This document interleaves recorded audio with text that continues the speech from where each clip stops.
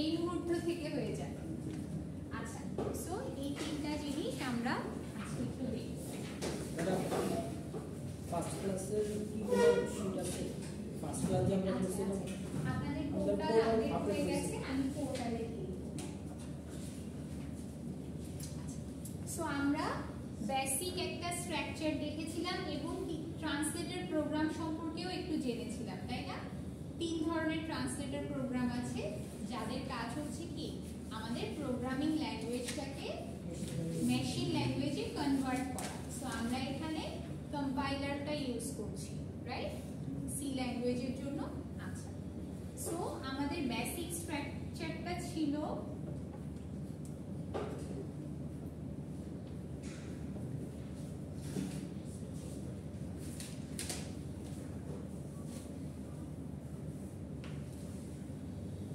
এটা, রাইট?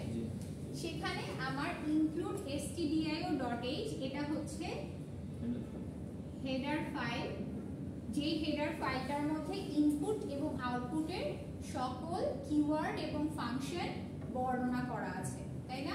জি। এটা কি standard input output dot header, right? H এর পরে কি হেডার এইচ না না, এইচ এর পরে ওটা কি ফার্স্ট ব্র্যাকেট ক্লোজ না? না, ফার্স্ট ব্র্যাকেট না, এটা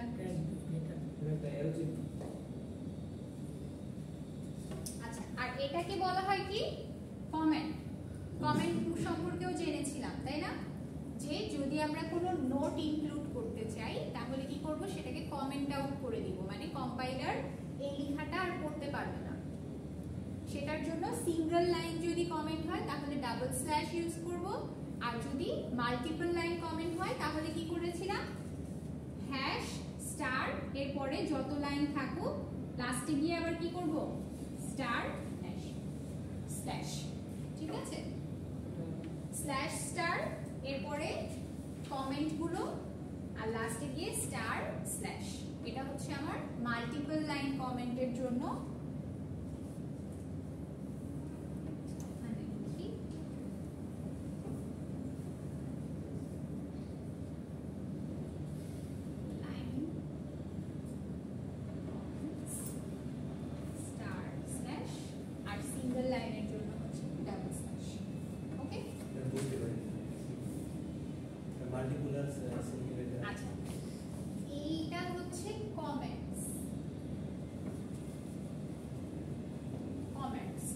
কমেন্টস মানে হচ্ছে নোটও বলতে পারি, যে ধরেন এটা যে একটা হেডার ফাইল সেটা আপনি কম্পাইলারের মধ্যে লিখে রাখতে চান যে এটা আমার হেডার ফাইল, যাতে করে আরেকজন প্রোগ্রামার দেখলে বোঝে যে এখানে আপনি কি কাজ করেছেন।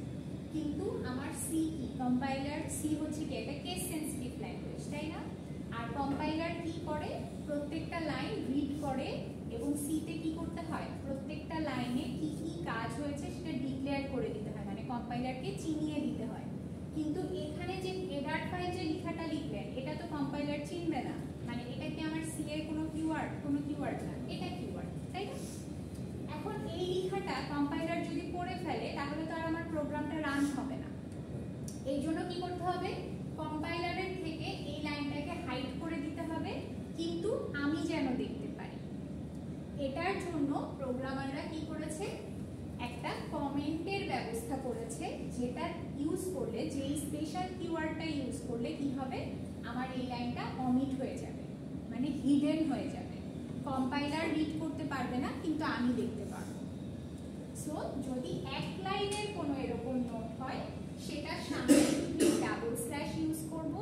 আর যদি এমন হতে পারে যে আপনি কোনো একটা প্যারা হাইড করতে চাচ্ছেন, একটা প্যারাগ্রাফ লিখেছেন, অনেক কিছু লিখেছেন, হ্যাঁ, বর্ণনা দিয়েছেন যে এখানে কি কাজ করেছেন, সেরকম অনেকগুলো লাইন হলে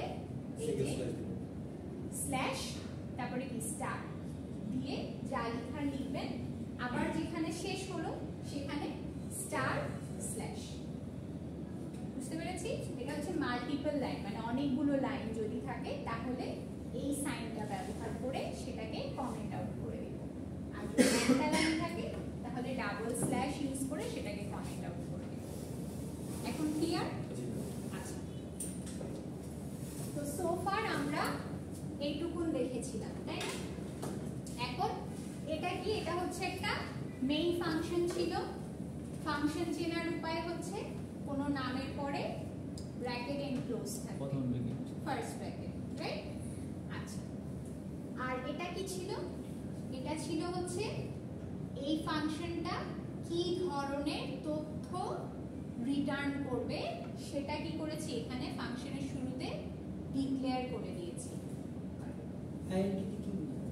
আইডেন্টিটি কি বোঝায়? ইন্টিজার।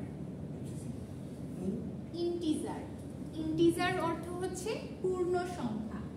আচ্ছা, এখন এখানে যেহেতু এটা একটা ফাংশন, এটা যেহেতু প্রধান ফাংশন, মেইন ফাংশন, সো এটার সামনে আমি আইএনটি লিখতে পারবো, মানে ইন্টিজার লিখতে পারবো। ইন্টিজার লেখার অর্থ হচ্ছে এই ফাংশনটা আমাকে একটা কি ভ্যালু রিটার্ন করবে?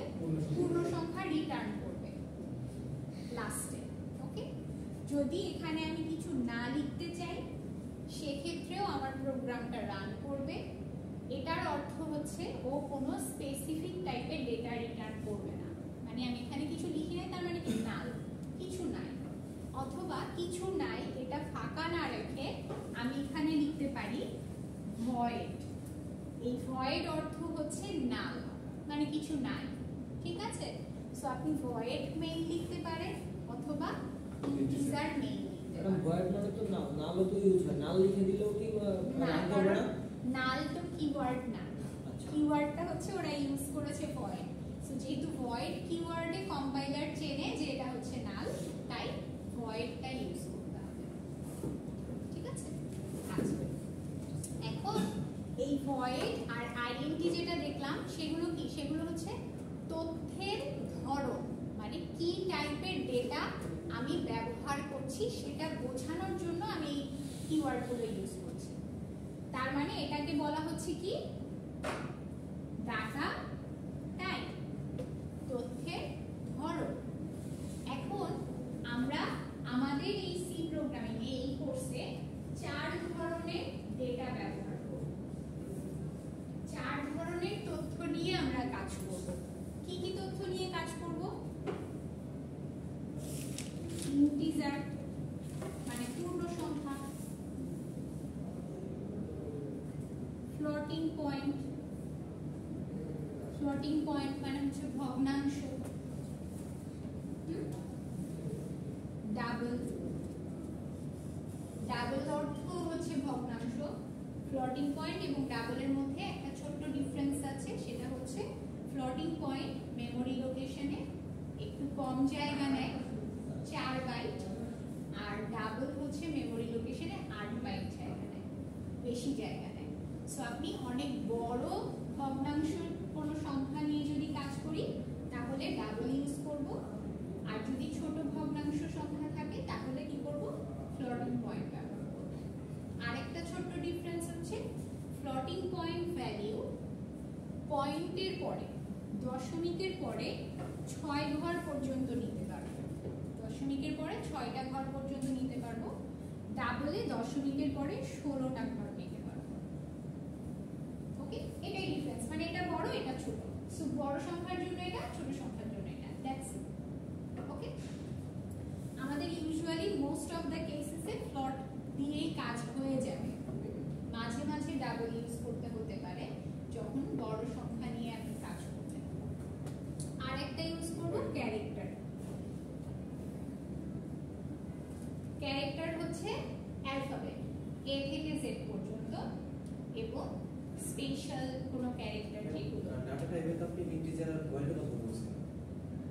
হ্যাঁ, ভয়েড মানে তো কিছুই নাই, নাল।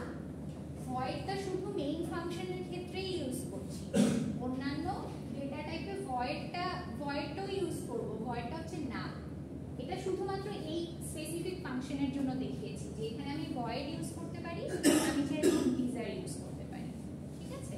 কিন্তু পুরো সি প্রোগ্রামে আমরা এই 4টা ডেটা নিয়ে কাজ করব। অবশ্যই ভয়েডও আছে, ভয়েডটা আমাদের লাগবে না, কারণ ভয়েড মানে যেহেতু নাল, সো নাল নিয়ে তো আমরা কাজ করব না, শুধু মেইন ফাংশনের ক্ষেত্রে করতে পারি, কিন্তু এটা নিয়ে তো আমরা কাজ ইউজুয়ালি করব না, আমাদের স্পেসিফিক এই 4টা ডেটা নিয়ে কাজ করব। ওকে, আচ্ছা, এখন দেখেন এই 4টা টাইপের ডেটার জন্য ডেভেলপাররা কি করেছে, চারটা কিওয়ার্ড দিয়েছে, যেই কিওয়ার্ডগুলো ধরে ধরে আমরা কম্পাইলারে কল করলে ও বুঝে যাবে যে ওই ডেটাটাকে কল করছি। সো ইন্টিজারের জন্য আইএনটি ব্যবহার করব, যখন লিখব প্রোগ্রাম তখন ইন্টিজার সংখ্যার জন্য আইএনটি এই কিওয়ার্ডটা ইউজ করতে হবে। ফ্লোটিং পয়েন্টের জন্য ইউজ করব ফ্লোট, ডাবলের জন্য ডাবল ইউজ করব, ক্যারেক্টারের জন্য চার বা কার, যেটা আপনি উচ্চারণ করতে চান চার, এই লেখাটা ইউজ করব। ওকে, পুরোটা লিখলে রান করব না, কারণ পুরোটা কিওয়ার্ড হিসেবে ওরা ধরে। এই চারটাকে ডিক্লেয়ার করে আপনার হেডারের মধ্যে ইনক্লুড করা আছে, বুঝছেন? এগুলো হচ্ছে বিল্ডিং ডেটা টাইপ, মানে লাইব্রেরি ফাইলের মধ্যে দেয়া আছে। সো ওরা এভাবেই দিয়েছে। এখন এই জায়গায় যদি আপনি বড় হাতের একটা আই লিখে দেন তাহলে কিন্তু আরো চিনবে না,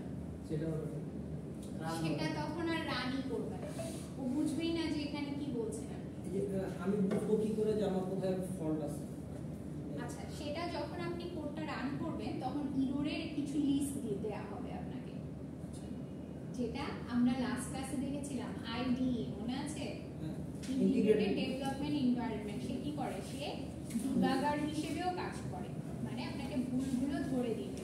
তো ধরে এটা হচ্ছে আইএনটি লিখেছেন লাইন নাম্বার 10-এ, এখানে ভুলটা হয়েছে।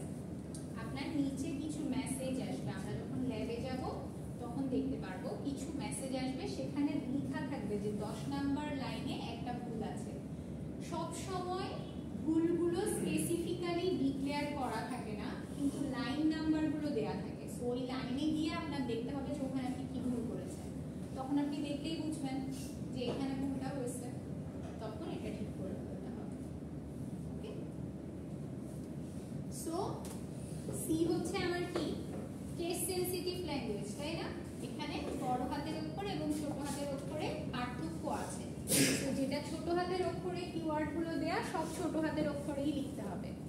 ওকে, আচ্ছা, সো ফার ক্লিয়ার? আচ্ছা, এখন আমরা একটা সিম্পল একটা কোড দেখব।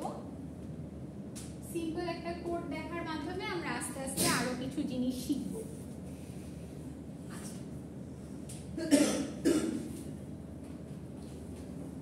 লেটস সে আমরা, আপনার নাম কি? শরীফ। শরীফ। আচ্ছা, ধরেন এই শরীফ যে লেখাটা, ওনার নামটা, আমরা এমন একটা কোড করব যে কোডটাকে যখন রান করব তখন আমাকে আউটপুট দেখাবে শরীফ, মানে শুধু ওনার নামটা প্রদর্শন করবে। মানে এটা হচ্ছে আমার স্ক্রিন, এই কোডটাকে রান করলাম, এই স্ক্রিন আসলো, এখানে লেখা আসবে, ঠিক আছে? এখন এটা ভুল আসছে ম্যাডাম, এ হবে। আচ্ছা ঠিক আছে, আচ্ছা ঠিক আছে, এখন আচ্ছা ঠিক আছে। সো এই শরীফ লেখাটা আসবে। ওকে, এখন এটা কিভাবে করব? তো কোনো কিছু যখন আমরা, তার মানে কি এখানে একটা আউটপুট দিচ্ছি আমরা, যখন আউটপুট দেখাতে চাইবো সি প্রোগ্রামিং এ, তখন আউটপুটের জন্য একটা ফাংশন ব্যবহার করতে হবে। যে কোনো কিছু ডিসপ্লে করার জন্য একটা স্পেসিফিক ফাংশন ইউজ করতে হবে, যার নাম হচ্ছে printf। কি ম্যাডাম? printf, ঠিক আছে? তাহলে কি প্রিন্ট ফাংশন, বুঝতে পারছি? সো নামগুলো কিন্তু খুবই মিনিংফুল, আপনাদের মনে রাখতে হবে না। দেখবেন যে আপনি কি কাজ করতে যাচ্ছেন সেই কাজ অনুযায়ী কিন্তু কিওয়ার্ডগুলো সেট করা হয়েছে, সো আপনাদের অটোমেটিক্যালি মনে থাকবে। এটা কি ম্যাডাম কাজ করার সময় মানে দেখা দিবে? না, তাহলে তো মুখস্থ করতে হবে। হ্যাঁ, কিন্তু দেখেন এটা তো মুখস্থ করার কি কিছু আছে? আপনি কি করতে যাচ্ছেন? প্রিন্ট করতে যাচ্ছেন, তাহলে প্রিন্ট ফাংশন ব্যবহার করবেন, printf। এই জন্য তো অবস্থা হচ্ছে প্রিন্ট, আর আবার যে সাথে অ্যাপ লাগাইতে হবে, এটা তো মনে রাখতে এটা হবে। হয়তোবা প্রথম একদিন দুই দিন মনে হবে যে ভুল হচ্ছে, কিন্তু যখন আপনি প্র্যাকটিসের মধ্যে থাকবেন তখন এটা একদমই মুখস্থের মতোই হয়ে যাবে। ম্যাডাম লেখাটা কি ব্র্যাকেটের মাঝখানে লিখে দিতে হবে? হ্যাঁ, অবশ্যই। আমার কি হচ্ছে, প্রোগ্রাম নির্বাহের কাজ শুরু হয় কোথায়? মেইন ফাংশনে। মেইন ফাংশন শুরু হয়েছে এখানে, শেষ হয়েছে এখানে। যা কাজ করব সব এই মাঝখানে করতে হবে। ওকে, আচ্ছা, তাহলে প্রিন্টএফ ফাংশনের কাজ হচ্ছে আউটপুট দেখানো। সিম্পল হিসাব, প্রিন্টএফ ইউজ করব, যে কোনো কিছু ডিসপ্লে করতে হলে প্রিন্টএফ ব্যবহার করতে হবে। ওকে, যেহেতু এটা একটা ফাংশন, তার মানে কি আছে? অবশ্যই ব্র্যাকেট আছে। ফাংশন বলেছি, তার মানে ব্র্যাকেট আছে। আচ্ছা, শুরু করলাম, শেষ করতেছি। এখন আমি এখানে প্রিন্ট করতে চাই কাকে? শরীফ। তাহলে এখানে জাস্ট ডাবল কোটেশন দিয়ে এই শরীফ লেখাটা লিখলেই এই কোডটাকে যখন রান করব তখনই আমার ডিসপ্লেতে এটা শো করবে। তার মানে খুবই সিম্পল হিসাব, যে কোনো টেক্সট যদি আমি প্রিন্ট করতে চাই তাহলে সেটা কোথায় লিখব? প্রিন্টএফ ফাংশনের ভিতরে লিখব। প্রিন্টএফ ফাংশন শুরু হলো কোথায়? এখানে শুরু হলো, শেষ হলো এখানে। এটার ভিতরে লিখতে হবে যা দেখাতে যাচ্ছে। যাই লিখবো আবার ওই লেখা শুরুর পাশে আবার ওই যে ডাবল কোটেশন দেওয়ার পরে ম্যাম আবার ব্র্যাকেট করে শেষে ওটা কি? শেষে আমি একটা সেমিকোলন ব্যবহার করেছি। কেন ব্যবহার করেছি? সেমিকোলনটা যখন আমি দিব তখন কম্পাইলার ধরে নেবে যে এখানে এই লাইনটা শেষ হয়েছে, ফুল স্টপের কাজ করে সেমিকোলনটা। এখানে এই লাইনটা শেষ হলো, এখান থেকে কি পরের লাইন শুরু হবে। কম্পাইলার এভাবে রিড করে, বুঝতে পেরেছেন? আচ্ছা, তাহলে কি হলো? প্রিন্টএফ ফাংশনের ভিতরে আমি যা টেক্সট দিব সেটাই আমার ডিসপ্লে করবে। ওকে, এখন আরেকটা ছোট্ট জিনিস বলি। মেইনের আগে যদি আমি ইন্টিজার লিখি, তার মানে কি মেইন ফাংশনটা রিটার্ন করবে কি একটা পূর্ণ সংখ্যা, তাই না? তো যদি ইন্টিজার লিখেন তাহলে প্রোগ্রামের শেষে এখানে রিটার্ন 0 বা 1, মানে 0 থেকে 9 যে কোনো একটা সংখ্যা লিখলেই হবে, এটা কোনো ব্যাপার না। 0টা লেখা হয় কারণ 0 থেকে শুরু হয়, তাই রিটার্ন 0 লেখাটা একটা গুড প্র্যাকটিস। এটা যদি না লিখি আমার প্রোগ্রামে কোনো প্রবলেম হবে না, ঠিক আছে? কিন্তু ইন্টিজার নেই মানে কি একটা পূর্ণ সংখ্যা রিটার্ন করবে, তাই লাস্টে রিটার্ন 0 লিখে দিতে হয়। এটা একটা গুড প্র্যাকটিস, না লিখতে কোনো অসুবিধা নেই। যদি এখানে আইএনটি না লিখেন, ভয়েড লিখেন, তাহলে এটা লিখতে হবে না। ম্যাডাম, এই যতবার আমার ডিসপ্লেতে আরো যদি কিছু অ্যাড করতে চাই তাহলে পরের লাইন থেকে ওই সেমিকোলনের পরে যতবার চাবো ততবারই প্রিন্টএফ ডাবল কোটেশন দিয়ে ওইভাবে লিখে নিচে রিটার্ন 0 লিখতে হবে, এরকম কিছু? যদি আপনারা ধরেন যে শরীফের পরে আরেকজনের নাম বলেন, আপনার নাম বলেন রোমান। রোমান। রোমান।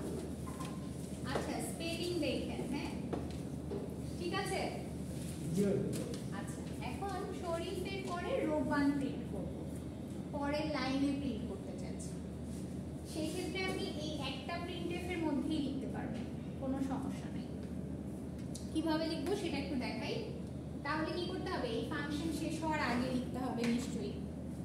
এখন যদি আপনি এখানে রোমান লিখেন, লিখে যদি এটা শেষ করেন তাহলে হবে কি এই রোমান লেখাটা এই শরীফের পরে পাশে আসবে, পাশাপাশি আসবে। কিন্তু আপনি চাচ্ছেন এই রোমান নিচে আসবে। যদি নিউ লাইন, মানে কি নিউ লাইন, তাই না? নিউ লাইনের জন্য একটা ছোট্ট কিওয়ার্ড আছে, সেটা হচ্ছে ব্যাকস্ল্যাশ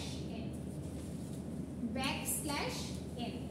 নিউ লাইন মানে আপনি ওকে বলে দিলেন যে তুমি নতুন লাইনে আবার এর পরেরটা প্রিন্ট করো। তাহলে শরীফটা প্রথম লাইনে প্রিন্ট হবে, পরের লাইনে রোমান প্রিন্ট হবে। এখন আপনি যদি বলেন যে আমি এইভাবে করব না, আমি আবার নতুন করে প্রিন্টএফ লিখতে চাই, নতুন করে প্রিন্টএফ লিখে যদি এখানে রোমান লিখেন তাহলেও সেম কাজটা করবে। এই নিউ লাইনের কোডটা না লিখে যেভাবে লিখলে যেভাবে প্রিন্ট আসতো, আপনি যদি এখানে আরেকটা প্রিন্টএফ দিয়ে এটা লিখেন তাহলেও এটা আসবে, রেজাল্টটা এরকম, ঠিক আছে? পাশাপাশি আসবে, কারণ আপনি নিউ লাইনের জন্য কোনো কোড দেননি। ও রিড করতেছে পরের লাইনে, বাট এটা পরের লাইনে আসবে না, এটা পাশাপাশি আসবে। হবে অবশ্যই একটা নিউ লাইন ব্যবহার করতে হবে, মানে এই রোমানের আগে একটা নিউ লাইন ব্যবহার করে দিবেন। পরের বারও প্রিন্টএফ লিখলেও ডাবল কোটেশনের মাঝখানে /n লিখে তারপর লিখতে হবে। সেক্ষেত্রে আপনি একবারে লিখলেই আমার মনে হয় বেটার। ঠিক আছে,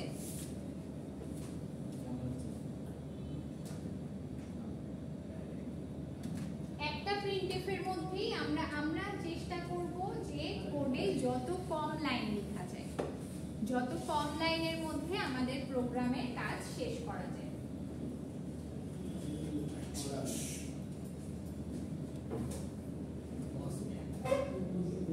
আচ্ছা, আর রিটার্ন জিরোর যে ব্যাপারটা সেটা হচ্ছে এখানে ধরেন 100টা লাইন লিখেছেন, 101 নাম্বার লাইনে গিয়ে রিটার্ন জিরো লিখে দিবেন। দ্যাটস ইট, একবারই লিখবো, বারবার লিখবো না। রিটার্ন জিরোর পরে সেকেন্ড ব্র্যাকেট ক্লোজ করব। হ্যাঁ হ্যাঁ, রিটার্ন জিরোর পরে কার্লি ব্রেসেস, মানে এটার কাজ হচ্ছে আমার কাজ শেষ, মানে মেইন ফাংশন শেষ, এরপরে আর কোনো লাইন লিখবো না, এরপরে আর সেমিকোলনও দিতে হবে না। রিটার্ন জিরোর পরে রিটার্ন জিরোর পরে সেমিকোলন দিব, কিন্তু এই সেকেন্ড ব্র্যাকেটের পরে কোনো সেমিকোলন দিব না।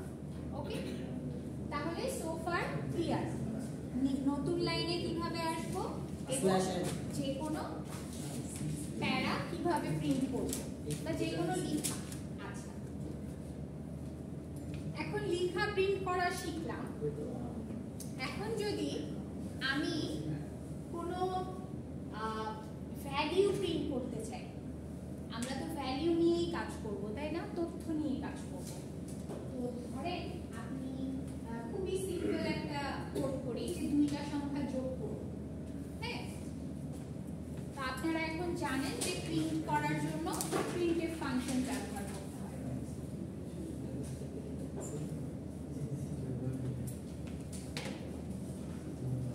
এটা হচ্ছে আমার স্ক্রিন। ঠিক আছে, এটা লেখছে আমার মেমরি লোকেশন। হ্যাঁ, এটা ধরেন আমার মেমরি লোকেশন, আর এটা হচ্ছে আমার ডিসপ্লে স্ক্রিন। আমি করব কি, দুইটা সংখ্যা যোগ করব। এখন যখন দুইটা সংখ্যা, কোনো একটা সংখ্যা আপনি নিবেন, সেই সংখ্যাটা রাখার জন্য মেমরি লোকেশনে যখন স্টোর করবেন একটা জায়গা লাগবে না? একটা জায়গার মধ্যে ওই সংখ্যাটাকে, ওই ডেটাটাকে আপনি রাখছেন। সেই ডেটাটা এই চার ধরনের যে কোনো একটা হতে পারে। এখন যদি আমি কোনো একটা স্থানের মধ্যে রাখি, তাহলে সেই স্থানটার কি একটা আপনার নাম লাগবে। আপনি যে বাসায় থাকেন, আপনার ঠিকানা, সেই ঠিকানা কি বাসার তো একটা নাম থাকে, তাই না? একটা নাম থাকে না? তো এই বাসায় থাকার জায়গাটার একটা নাম আমার দিতে হবে, মানে কম্পাইলারকে বলে দিতে হবে যে মেমরি লোকেশনে তুমি একটা ডেটা রাখার জন্য একটা জায়গা ক্রিয়েট করো। এখন লেটস সে আপনি নাম্বার 1 নামে একটা জায়গা রাখতে চান, যেখানে আপনি একটা ভ্যালু লিখবেন। যখন আপনি নাম্বার 1 দিবেন, তখন কি হবে, মেমরি লোকেশনেও নাম্বার 1 নামে একটা জায়গা ক্রিয়েট হবে, যে জায়গাটার নাম হচ্ছে নাম্বার 1। বুঝতে পারছি? এখন এই জায়গাটার মধ্যে আপনি কি টাইপের ডেটা রাখবেন? লেটস সে ইন্টিজার টাইপের ডেটা রাখবেন। ইন্টিজার তার মানে পূর্ণ সংখ্যা রাখবেন। তাহলে কি করতে হবে, এই নাম্বারের মধ্যে যে আমি পূর্ণ সংখ্যা রাখবো, সেটা কি করে দিতে হবে, আমার ডিক্লেয়ার করে দিতে হবে। সেটা কোথায় লিখবো, এই নাম্বার 1 এর সামনে ওর ডেটার টাইপটা লিখে দিতে হবে। তাহলে এই জিনিসটাকে বললাম কি, ডেটা টাইপ। বুঝতে পারতেছেন? এটা হচ্ছে ডেটা টাইপ। আর এই যে নামটা দিলাম, তথ্যের যে নামটা দিলাম, এই যে চলকটার নাম হচ্ছে ভ্যারিয়েবল। এটাকে বলা হয় ভ্যারিয়েবল। ঠিক আছে? সো যখনই কোনো তথ্য নিয়ে কাজ করব, অবশ্যই সেই তথ্য রাখার জন্য একটা জায়গার নাম দিব, যেটা কিনা ভ্যারিয়েবল। এবং ভ্যারিয়েবলটা কি টাইপের হবে সেটাও ডিক্লেয়ার করে দিতে হবে। এই টোটাল প্রসেসটাকে বলা হয় ডিক্লারেশন। লাস্ট ক্লাসে কি বলেছিলাম? বলিনি মনে হয়। ম্যাডাম এটা যে ইন্টিজার লিখবো, ইন্টিজারের পরে কি পেজ দিতে পারবো না নাকি একসাথে লিখব? স্পেস দিতে হবে, হ্যাঁ আইএনটি লিখে স্পেস দিতে হবে একটা, অবশ্যই এটা তো একটা ডিফারেন্ট কিওয়ার্ড। আবার যদি আইএনটি নাম্বারের সাথে অ্যাড করে দেন, স্পেস যদি না থাকে তাহলে কিন্তু আমার কিওয়ার্ড চেঞ্জ নাম্বারের হয়ে এটা যাবে। মানে বড় হাতের কেন ম্যাম? আচ্ছা এটা তো ভ্যারিয়েবল, চলো এটা কি করেছেন আপনি আপনার মতো নাম দিয়েছেন, এখানে আপনি A B C D Sharif Roman তারপরে করিম যে কোনো একটা কিছু লিখতে পারবেন। এবং ভ্যারিয়েবল লেখার জন্য আপনি বড় হাতের অক্ষর ব্যবহার করতে পারবেন, কারণ এটা তো কিওয়ার্ড না, বোঝেন এটা কিন্তু কিওয়ার্ড না। কিওয়ার্ড কোনগুলো? যেগুলো বিল্ট ইন মানে অলরেডি দেয়া আছে, আমি যে সফটওয়্যারটা ক্রিয়েট করব ওই সফটওয়্যারে দেওয়া আছে, দেয়া আছে, শুধু আপনি কি করছেন কল করছেন, সেগুলো আপনি বড় হাতে লিখতে পারবেন না। কিন্তু এটা কি আপনার বানানো, আপনার দেয়া না, সো এটা আপনি বড় হাতের অক্ষর আবার নাম্বারও কিন্তু ইউজ করতে পারবেন। কিন্তু ভ্যারিয়েবল লেখার কিছু নিয়ম আছে, সেটা আপনি আপনাদেরকে বলে দিব যে কি কি জিনিস ব্যবহার করা যাবে না। স্পেসিফিক কিছু জিনিস আছে যেগুলো আমরা ভ্যারিয়েবলের নাম ক্রিয়েট করার সময় দিতে পারবো না, ওটা আমি বলে দিব আপনাদেরকে। হ্যাঁ ওটার একটা লিস্ট আছে, আমি আপনাদেরকে দিয়ে দিব। বুঝতে পারছি? আচ্ছা তাহলে এই যে ভ্যারিয়েবলটাকে ডিক্লেয়ার করে আসলাম, ম্যাডাম আরেকটা কথা, এই যে ইন্টিজার তারপর হচ্ছে ফ্লোটিং পয়েন্ট, এগুলো যে কিওয়ার্ডসগুলো যে চিনাই দেবো, বিল্ডিং যেগুলো আছে প্রত্যেকটা বিল্ডিং কিওয়ার্ডসের পরে কি স্পেস বসবে, স্পেস দিয়ে কাজ করতে হবে। অবশ্যই হ্যাঁ পরে স্পেস দিয়ে কিছু আপনি কোনো ধরনের কোনো হাইফেন বা সাংকেতিক চিহ্ন যদি দিই কাজ করবে না, কারণ একেবারে integer সাথে লাগাই দিলে কাজ করবে না, কাজ করবে না। পরে স্পেস দিয়ে আপনি ইউজ করতে পারবেন। ঠিক আছে?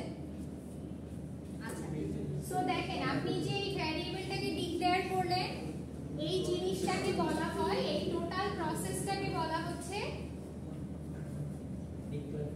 ডিক্লারেশন। ডিক্লেয়ার করলেন ভ্যারিয়েবল, সো ভ্যারিয়েবল ডিক্লারেশন। ওকে এখন এই ভ্যারিয়েবলটাকে ডিক্লেয়ার করলাম, ডিক্লেয়ার করার পরে আমি কি করতেছি, নাম্বার 1 এর মধ্যে এখন একটা ডেটা লেটস সে 5, এই ডেটাটাকে স্টোর করলাম, তার মানে মেমরি লোকেশনে এখন স্টোর হয়ে গেল 5 নাম্বার 1। সো এখানে দেখেন আরেকটা কি জিনিস বোঝা গেল, যে আপনার এই নাম্বার 1 মানে এই ভ্যারিয়েবলটাকে যখন একবার আপনি ডিক্লেয়ার করে দিলেন ইন্টিজার, এর পরবর্তীতে শুধু নাম্বার 1 কে কল করলেই আমি প্রত্যেকবার ব্যবহার করতে পারবো, আর পুনরায় আমার ইন্টিজার লিখতে হবে না। ঠিক আছে? তাহলে কম্পাইলারকে একবার যদি চিনিয়ে দেই শুরুতে যে আমার এই ভ্যারিয়েবলটা হচ্ছে ইন্টিজার টাইপের ডেটা রাখবে, পরবর্তীতে যতবারই আমি ভ্যারিয়েবলটাকে ইউজ করি আর ইন্টিজার লিখতে হবে না, শুধু নাম্বার ডিটেক্ট করলেই বাকি হ্যাঁ শুধু ভ্যারিয়েবলের নামটা ধরে ধরে আমি কল করে কাজ করব। নাম্বার 1 থেকে আমরা কোনো সময় মানে ইন্টিজার হিসেবে ইউজ করতে হচ্ছে, প্লাস আমরা অন্য কি হিসেবে ইউজ করতে হচ্ছে, সেই ক্ষেত্রে কি করব? আচ্ছা এখন একই ভ্যারিয়েবলকে আমি বারবার ডেটা টাইপ চেঞ্জ করে ব্যবহার করব না। যদি আপনার পরবর্তীতে অন্য কোনো ডেটা টাইপ দরকার হয়, আপনি তাহলে আরেকটা নতুন ভ্যারিয়েবল নিয়ে সেটাকে ফ্লোটিং পয়েন্ট দিয়ে ইউজ করেন। নাম্বারটা চেঞ্জ করব, নাম্বার 1 দিব না। নাম্বার 1 দিবেন না, তখন সেটা নাম্বার 2 দিতে পারেন, আরেকটা নতুন নাম্বার নিলেন বা অন্য কোনো নাম দিতে পারেন। ঠিক আছে? আচ্ছা সো এই যে এই জিনিসটা এখানে কি করলেন, একটা ভ্যালু ইনিশিয়েট করলেন, এটাকে বলা হয় ইনিশিয়ালাইজেশন। ইনিশিয়ালাইজেশন হ্যাঁ সো আপনাকে যদি পরীক্ষার সময় বলা হয় যে যখন আমি এটা কাজ করব অটোমেটিক তো সফটওয়্যারে সূত্রগুলো অটোমেটিক সফটওয়্যারের সূত্রগুলো আসার কথা বলতে আপনার যখন আপনি আইএনটি লিখবেন, হ্যাঁ তখন সাথে সাথেই ও দেখবেন যে ব্লু হয়ে যাবে, কালার চেঞ্জ হয়ে যাবে। ঠিক আছে? যখন আপনি নাম্বার লিখবেন, লেটস সে আপনি আইএনটি লিখলেন না, নাম্বার 1 লিখবেন, দেখবেন যে আপনার অনেকগুলো সাজেশন আসবে যে এটা ডেটা টাইপ কি হবে।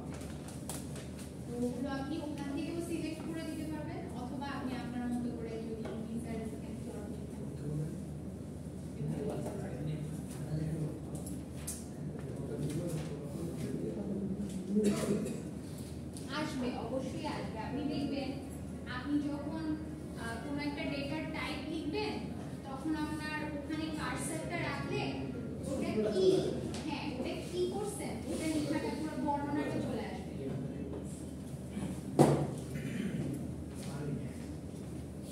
আচ্ছা, তো সো ফার বুঝছি। এখন যদি পরীক্ষায় বলা হয় যে how to declare a variable, তাহলে आंसर কি হবে? তাই না? কনফিউশনে কিন্তু পড়া যাবে না। প্রশ্ন বড় হলে উত্তর ছোট। অ্যানসার কি হবে? এই যে ডিক্লেয়ার করবেন, কিভাবে ডিক্লেয়ার করতে হয় একটা ভ্যারিয়েবলকে? একটা ইন্টিজার বা ফ্লোট, দেন ভ্যারিয়েবলের নাম। জাস্ট পুরোটা লিখে আন্ডারলাইন করে দিতে হবে। হ্যাঁ, শুধু এরকম প্রশ্ন আসবে না বললাম আর কি।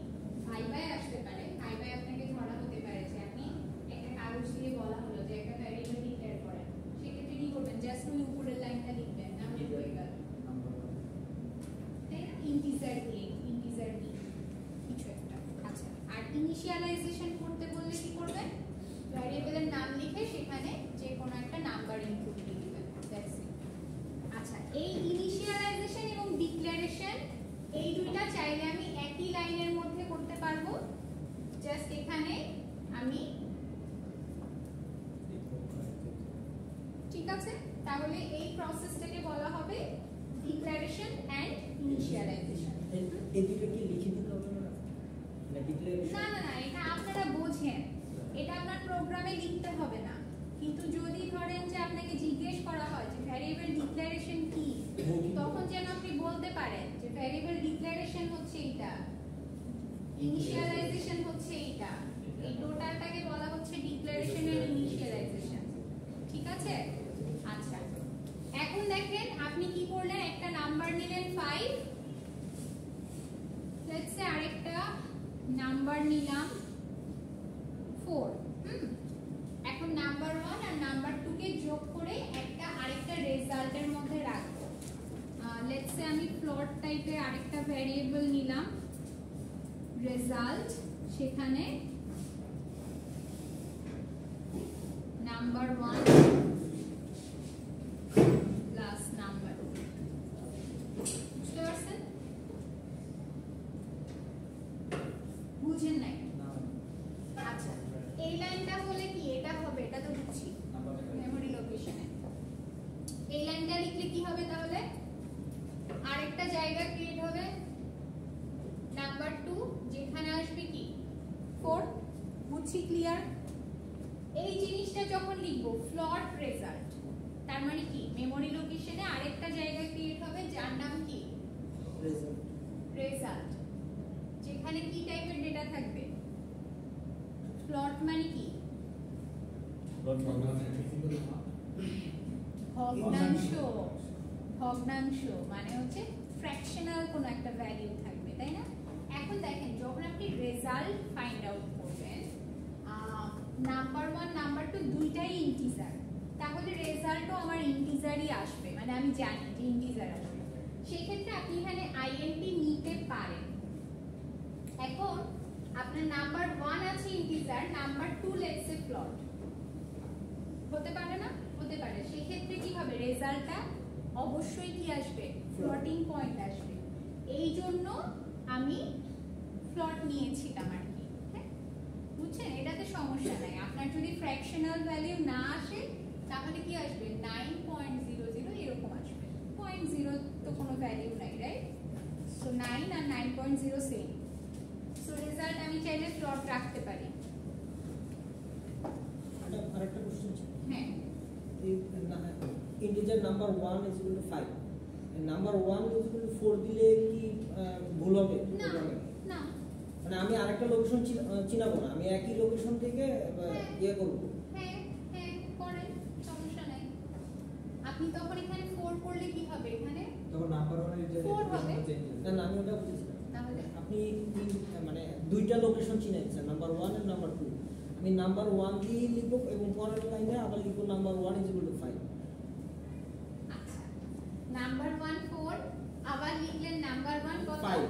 5। হ্যাঁ, আচ্ছা, তাহলে হইছে প্রথমে 4, পরের লাইনে এসে আবার দেখতেছি কি নাম্বার 1 মানে সেম লোকেশনেই কত আছে 5 5 আছে, তাহলে আগের ডেটাটা মুছে ফেলবে, মুছে ফেলে 5 স্টোর করবে, প্রিভিয়াস ডেটাটা ভ্যানিশ হয়ে যাবে, প্রিভিয়াস ডেটাটা থাকবে না। তার মানে আমি যতবারই মানে ভ্যালু চাবো ততবারই আমার লোকেশন ক্রিয়েট করে চিনাই দিতে হবে এরকম কিছু? না না না, এখন ধরেন আপনি এই 4 কে ম্যানিপুলেট করতে চান, মানে 4 রাখতে চান, 4 এর সাথে অন্য কিছু প্লাস মাইনাস করতে চান, তাহলে এই নাম্বার 1 এ 4ই থাকো, 4ই থাকলো, আপনি পরবর্তীতে নাম্বার 1 এর সাথে অন্য কিছু প্লাস মাইনাস করে দেন, সমস্যা তো নাই, ওই লোকেশনের মধ্যেই করতে চাচ্ছেন। সেই ক্ষেত্রে যেটা করবেন, সেই ক্ষেত্রে নাম্বার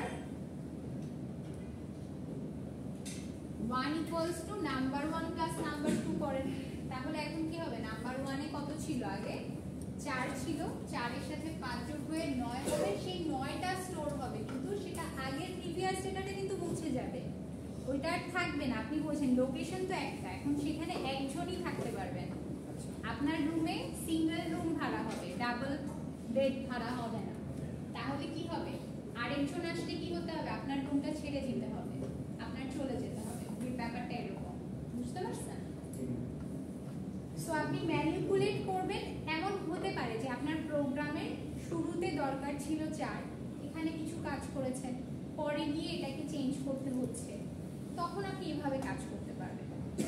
হ্যাঁ, তো লোকেশনে তো ভ্যালুটা মুছে গেল, আগের ডাটাটা মুছে গেল, তার উপরে যে আমি লিখে নিয়ে আসছি ওটা থাকবে? হ্যাঁ, এটা থাকবে, সমস্যা নাই, এটা প্রোগ্রামের মধ্যে থাকবে, কিন্তু আপনার লোকেশনের ডেটাটা কিন্তু চেঞ্জ হয়ে যাবে, তার মানে এইখানে যে আপনি ডেটাটা চেঞ্জ করে ফেললেন না, এখন নাম্বার 1 এ কত হয়েছে 9, এরপরে এই লাইনের পরে যখন আপনি নাম্বার 1 কে প্রিন্ট করবেন তখন রেজাল্ট কিন্তু আসবে 9, তখন আর 4 দেখাবে না, কারণ 4টা মুছে গেছে, আপনার প্রোগ্রামে আছে ঠিকই, বাট 4টা লোকেশন থেকে মুছে গেছে, ঠিক আছে? আচ্ছা, তো যেটা দেখছিলাম সেটাতে আবার ফিরে আসি। সো আমার এখানে কি ছিল, নাম্বার রেজাল্ট ছিল, তাই তো? আচ্ছা, এই পর্যন্ত আর কারো কোনো প্রশ্ন আছে? নেই। আচ্ছা, এখন এইখানে কি হলো, ক্যালকুলেশন হলো, তার মানে রেজাল্টের মধ্যে আছে 9.00, রাইট? এখন এই 9টাকে কি করতে হবে, আমার ডিসপ্লে করতে হবে, এখন কাজ হচ্ছে এটাকে আমি রেজাল্টটাকে প্রিন্ট করব, প্রিন্ট করার জন্য প্রিন্টএফ, আচ্ছা ঠিক আছে, সেটাও আমরা জানি যে প্রিন্ট করার জন্য প্রিন্টএফ। এখন বলেন তো এখানে কি লিখব? এখানে রেজাল্ট লিখব। আচ্ছা, এখানে রেজাল্ট, এখানে যদি রেজাল্ট লিখি তাহলে এখানে আউটপুট কি আসবে, রেজাল্ট আসবে, এখানে লিখতে হবে 9 লিখতে হবে না, কি আসবে, রেজাল্ট রেজাল্ট আসবে, তাই না?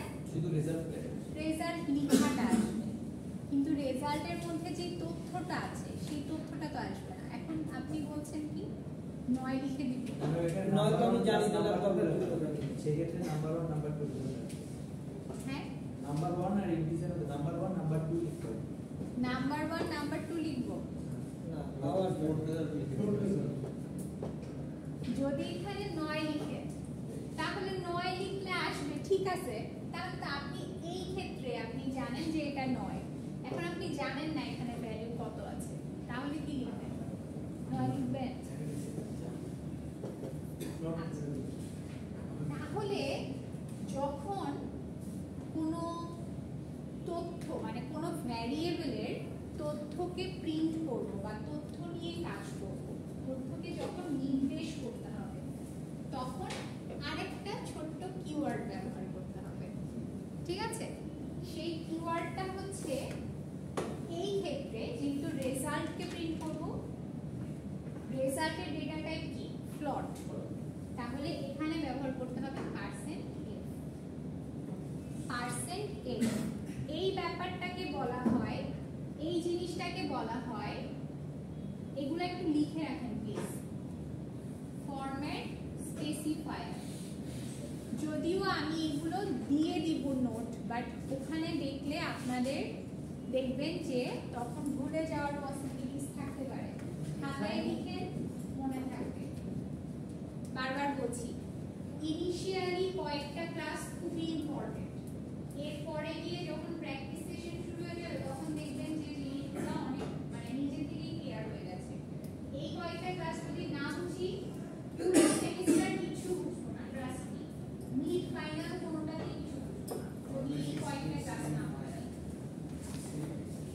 রেজাল্টের বড় সাবজেক্টটাই খুবই Format বাজে কি? সাবজেক্ট মনে হবে সিরিয়াসলি যদি এই প্রথম ক্লাসগুলো না হয়। হ্যাঁ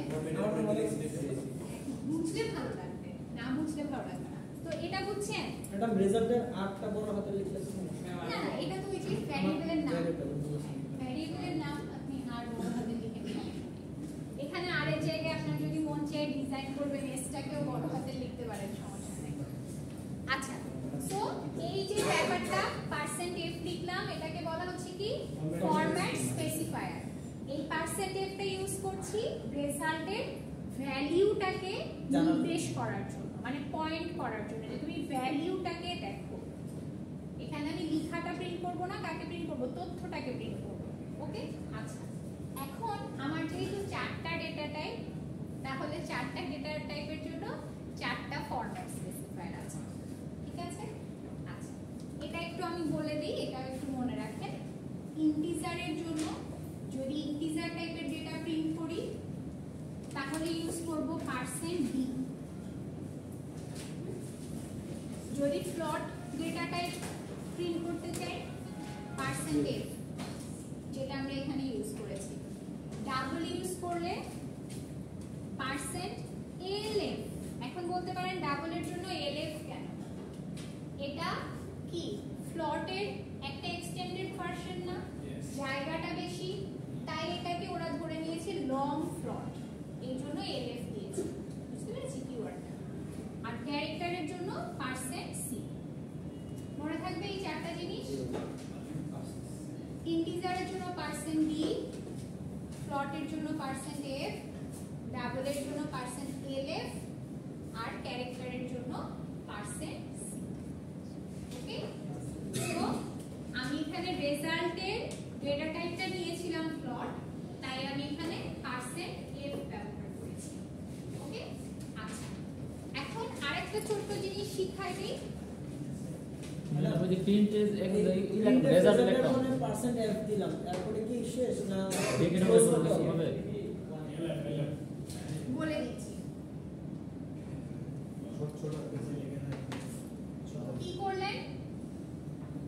%f দিলেন কার জন্য? রেজাল্টের ভ্যালুকে নির্দেশ করার জন্য। বোঝেন, রেজাল্টকে এখনো প্রিন্ট করিনি, ভ্যালুকে পয়েন্ট করার জন্য কিন্তু ফরম্যাট স্পেসিফায়ার, ভ্যালুটাকে বোঝানোর জন্য। ওকে, বুঝাইলেন। এখন কি করতে হবে? ভ্যালুটাকে আনতে হবে। আচ্ছা, কার ভ্যালু? রেজাল্টের ভ্যালু। তাহলে এখানে %f দিলাম কি ভ্যালুকে পয়েন্ট করার জন্য, কার ভ্যালু?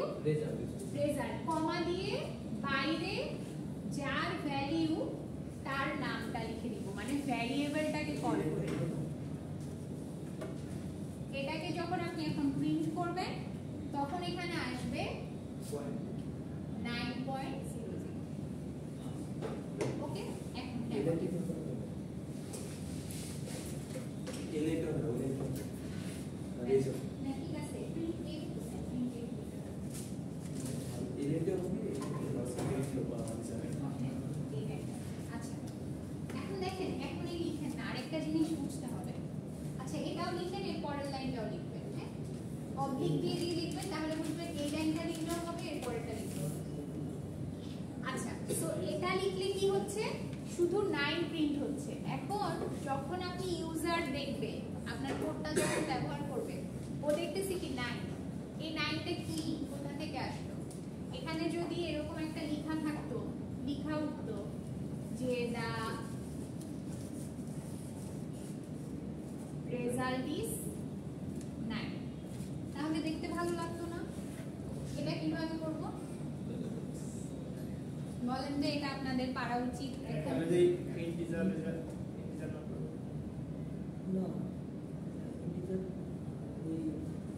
দেখি কেউ পারে কিনা এটা। ফার্স্টে রেজাল্ট লিখতে হবে, তারপর হচ্ছে পার্সেন্টেজ এফ দিয়ে তারপর রেজাল্ট। ফার্স্টে কি রেজাল্ট লিখবো নাকি কি? ফার্স্টে রেজাল্ট লিখতে হবে, এখানে কি তার রেজাল্ট লিখতে হবে। ওই পুরো লেখাটা লিখতে হবে। গুড। তার মানে কোনো টেক্সটকে যদি প্রিন্ট করতে চাই তাহলে কি জানি যে ডাবল কোটেশনের ভিতরে যেভাবে লিখবো সেভাবে প্রিন্ট হবে, তাহলে ডাবল কোটেশনের ভিতরে জাস্ট লিখে দেন যে দা রেজাল্ট ইজ দিয়ে কোলন দিতে চাচ্ছেন, একটা কোলনও দেন, দেওয়ার পরে এখন চাচ্ছেন কি এখন ভ্যালুকে পয়েন্ট করবেন, তাহলে এখন এখানে এসে পার্সেন্ট এফ বুঝছি দিলাম, দিয়ে ডাবল কোটেশন শেষ করে ফেললাম, টেক্সটের কাজ শেষ, কমা দিয়ে এখন ভ্যারিয়েবলকে কল করে দেন। বুঝছি এখন পারবেন নিজেদের মতো করে যে কোনো লেখা প্রিন্ট করতে, লেখার সাথে ভ্যালু প্রিন্ট করতে, ক্লিয়ার? আচ্ছা এখন বুঝতে হবে যে এটা কি করলেন, আপনি ভ্যালুগুলো এখানেই ইনপুট দিয়েছেন। এখন ধরেন এমন একটা প্রোগ্রাম আমি রাইট করতে চাই যেই প্রোগ্রামটা রান করার পরে ইউজারের কাছ থেকে ভ্যালুটা ইনপুট চাইবে, মানে যে প্রোগ্রামটা রান করছে সে চাইলে 4-5 না দিয়ে অন্য কোনো সংখ্যা দিতে পারবে, এবং একবার প্রোগ্রামটা ক্লোজ হয়ে গেল, কাজ শেষ হয়ে গেল, পুনরায় যখন রান করব তখন অন্য সংখ্যা আবার ইউজ করতে পারবো। এরকম একটা অপশন যদি রাখতে চাই ইউজারের থেকে, এই ব্যাপারটাকে বলা হচ্ছে ইউজারের থেকে ইনপুট নেওয়া। বুঝতে পারছেন কি, মানে কোয়েশ্চেনটা কি বুঝতে পারছেন সবাই? মানে আমি নাম্বার 1 নাম্বার 2 তে এখন আর প্রোগ্রামের ভিতরে ইনপুট দিব না, ইনপুট দিবে কে? ইউজার। মানে আপনার রান করলেন না প্রোগ্রামটা, রান করার পরে এই জায়গায় একটা ডটেড সাইন উঠবে, উঠে এটা আপনার কাছে ইনপুট চাইবে, এরপরে আপনি কিবোর্ডে ইনপুট দিবেন 4, সেটা ইনপুট হবে কোথায়? নাম্বার 1 এ। আবার আরেকটা ইনপুট চাইবে, দিলেন 5, কিবোর্ডের মাধ্যমে ইনপুট দিলেন 5, সেটা ইনপুট নিবে নাম্বার 2 তে, ইনপুট নিয়ে যখন এন্টার চাপবেন তখন শো করবে দ্য রেজাল্ট ইজ 9। বুঝছেন কোশ্চেনটা, প্রোগ্রামটা বুঝছেন কি হবে সেটা কিভাবে করবে? এখন ইউজারের থেকে ইনপুট নিতে হবে, তাহলে আউটপুট কিভাবে বের করতে হয় সেটা তো শিখলাম, এখন ইনপুট কিভাবে নিতে হয় সেটা একটু দেখতে হবে। হ্যাঁ এখন তাহলে এটা একটু মুছে দিচ্ছি।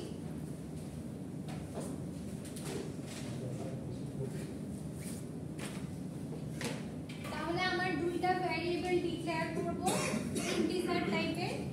আচ্ছা যদি একই ডেটা টাইপের মাল্টিপল ভ্যারিয়েবল হয় সেটা আমি চাইলে এক লাইনে ডিক্লেয়ার করতে পারবো। কিভাবে করতে পারবো? যেহেতু ইন্টিজার একই টাইপের দুইটা ভ্যারিয়েবল নিব, নাম্বার 1 কমা নাম্বার 2, এভাবে যদি লিখি তাহলে কি নাম্বার 1 ও ইন্টিজার, নাম্বার 2 ও ইন্টিজার, এভাবেও লিখতে পারেন। মানে আগেরটাও কারেক্ট, এটাও কারেক্ট, আগেরটাতে লাইন সংখ্যা বেশি, এটাতে লাইন সংখ্যা কম। বুঝছি? আচ্ছা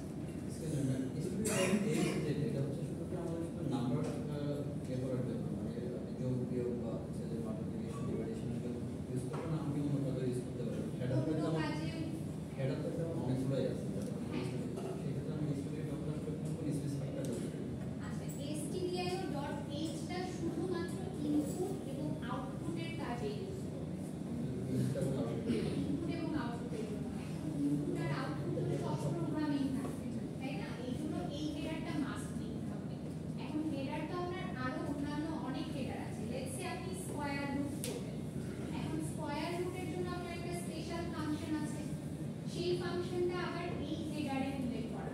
যদি স্কয়ার রুট করতে চান মানে এরকম কোনো ম্যাথ করতে চান তাহলে math.h একটা হেডার আছে, ওই হেডারকে আবার ইনপুট করতে হবে আপনার প্রয়োজন অনুযায়ী। ধরেন স্কয়ার রুট করবেন তখন এখানে আবার এই হেডারের নিচে লিখবেন, বুঝছেন, বা উপরেও লিখতে পারেন, কোনো অসুবিধা নাই। আমি একটা প্রোগ্রাম করব, সেক্ষেত্রে আমাদের হেডার ফাইলের মাধ্যমে আমরা ডিভাইডেড বেশি প্রবলেম হবে। আমি পরবর্তীতে স্ট্রাকচার লিখতেছি, ইন্টিজারের পরে ফ্লোটিং দিচ্ছি, কোড দিচ্ছি, কিন্তু হচ্ছে আমি ভেরিয়েবল দিচ্ছি, ডাবল কোড দিচ্ছি, এটা সমস্যা নেই। কিন্তু আমি আসলে হেডার ফাইল কোনটা দিলে কনফিউজ হয়ে যাবে। যখন আপনি ইন্টিজার এই ডেটা টাইপ বিল্ডিং সব লাইব্রেরি যে ফাংশনগুলো আছে বা ডেটা টাইপগুলো আছে এগুলো ইনপুট এবং আউটপুটের জন্য, লেটস সে ভ্যারিয়েবলের জন্য যে ডেটা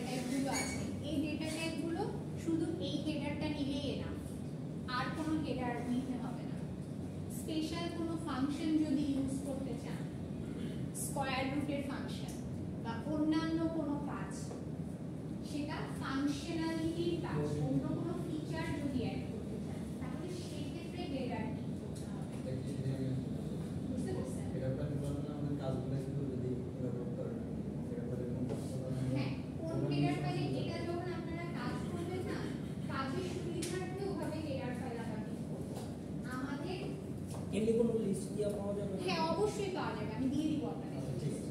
ঠিক আছে, অবশ্যই পাওয়া যাবে। হেডার মানে কতগুলো header আছে আছে। এবং কোন হেডারের মধ্যে কোন কোন ফাংশনগুলো ইনক্লুডেড, এটার একটা লিস্ট আমি আপনাদেরকে দিয়ে দিব। সো ওখানে দেখলে আপনারা বুঝবেন। আমাদের আপাতত এই একটা হেডার ইউজ করলে আমরা যেই নরমাল প্রোগ্রামগুলো করে থাকি সেই প্রোগ্রামগুলো আমাদের হয়ে যাবে। ঠিক আছে,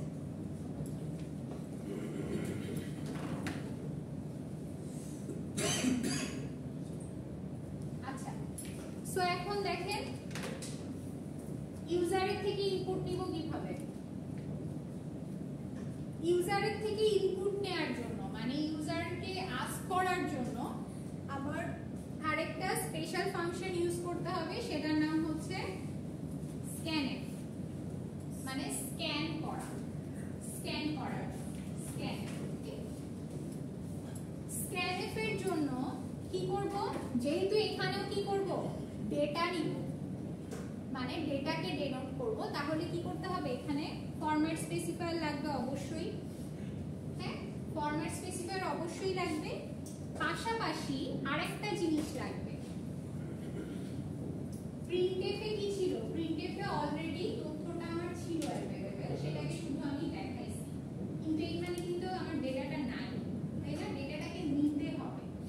এখন ডেটাটাকে নেয়ার জন্য কি করতে হবে, ধরেন নাম্বার 1, এবার নাম 1 দিছি, তাই না? সো নাম 1, এখন নাম 1 আমার কি ছিল, প্রিন্টএফ এ %d দিয়ে আমি শুধু নাম 1 কে মানে কল করলে কি করতো, নাম 1 এর মধ্যে যে ডেটাটা আছে সেটাকে দেখাচ্ছিল। এটা দিয়ে ও বুঝবে যে কোনো একটা ডেটাকে আমি নির্দেশ করতে চাচ্ছি, কিন্তু ডেটাটা তো নাই, শুধু নামটা আছে।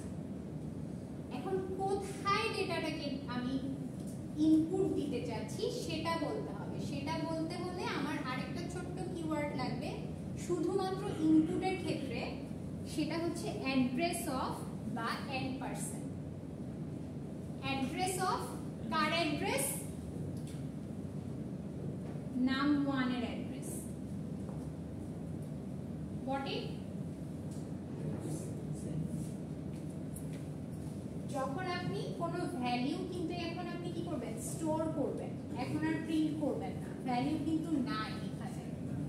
সো ভ্যালু যেহেতু নাই, তাহলে কি হচ্ছে, শুধু অ্যাড্রেসটা আছে, শুধু নামটা আছে। তো নামটাকে বোঝানোর জন্য এখানে আরেকটা সাইন ইউজ করতে হবে, অ্যাড্রেস অফ। বুঝতে পারছি? এটা শুধুমাত্র স্ক্যানএফ এর ক্ষেত্রে। সো স্ক্যানএফ %d, কোথায় রাখবো ডেটা, অ্যাড্রেস অফ নাম্বার 1। বুঝতে পারছি? সো এটা যখন লিখবেন তখন কি হবে, এখানে একটা ডটেড সাইন হবে, তার মানে একটা ভ্যালু ইনপুট চাচ্ছে। এই প্রসেসটা হচ্ছে স্ক্যানার। আর এখানে ইনপুট কে শুরু হবে, ইনপুট std হ্যাঁ এটাই থাকবে, এটাই থাকবে। ওটা একটা হেডার ফাইল। আর কি করবেন, আরেকটা নেওয়ার জন্য কি করবেন, আরেকটা স্ক্যানএফ নেবেন, %d অ্যাড্রেস অফ নাম্বার 2। একটা স্ক্যানএফ এ করতে পারবেন না, একই স্ক্যানএফ এর একই মধ্যে স্ক্যানএফ হবে না? হ্যাঁ সেটাই বলছি, করতে পারবেন না। হ্যাঁ, কিভাবে করবেন, ওই যে /n দিয়ে নাম্বার 2 লিখলে হবে, অ্যাড্রেস অফ নাম্বার 2। হ্যাঁ এখানে আর /n লাগবে না, /n শুধুমাত্র প্রিন্টএফ এর জন্য নিব যখন প্রদর্শন করতে যাচ্ছি, ঠিক আছে? স্ক্যানএফ এ আবার /n নিয়ে না, স্ক্যানএফ এ /n মানে কি, এখানে ইনপুট নিচ্ছে, তাহলে কি হবে, ও বারবার নিউ লাইন নিতে থাকবে, নিউ লাইন নিতে থাকবে, ইনফিনিট হয়ে যাবে, সেটা আর কখনোই আপনার ইয়ে হবে না। বুঝতে পারছেন? এখানে কিন্তু আবার /n নিয়ে না, তাহলে দেখবেন যে প্রোগ্রাম ক্র্যাশ করতে পারে, কারণ এটা তো কোনো ইরর ধরবে না। /n তো আপনার কিওয়ার্ডই, ও ঠিকই আপনার প্রোগ্রাম রান করবে, কিন্তু এখানে রান টাইম ইরর হয়ে যাবে। বুঝছেন? আচ্ছা, সো এখানে পাশাপাশি দুইটা % নিয়ে নিলাম, কমা দিয়ে n% নাম্বার 1 আবার n%। একসাথে দিতে হবে। হ্যাঁ একসাথে দিলেই হচ্ছে। সো এভাবেও লিখতে পারেন, আবার দুইটা স্ক্যানএফ নিয়েও লিখতে পারেন, এটা আপনার চয়েস। বুঝতে পারছি? এখন পারবেন দুইটা নাম্বার ইনপুট নিয়ে সেটাকে আবার রেজাল্ট দেখাতে। দুইটার মাঝখানে আর কমা দেওয়া লাগবে না। কমা দিলাম তো এই যে এখানে কমা দিতে